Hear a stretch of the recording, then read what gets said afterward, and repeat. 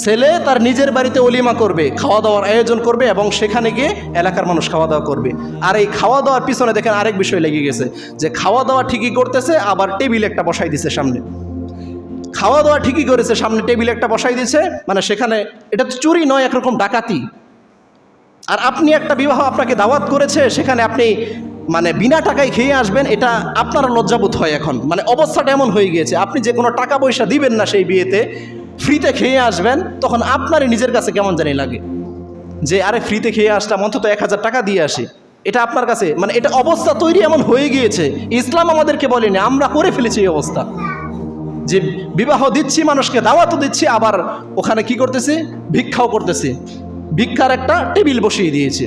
এই পারমিশন ইসলাম আমাদেরকে দেয়নি। আপনি মানুষকে খাওয়ান, ইসলামে সবচাইতে উত্তম কাজ এটা। রাসূল সাল্লাল্লাহু আলাইহি ওয়াসাল্লাম বলছেন, ইসলামের মধ্যে সবচাইতে উত্তম কাজ হচ্ছে মানুষকে সালাম দেওয়া এবং মানুষকে খাবার খাওয়ানো।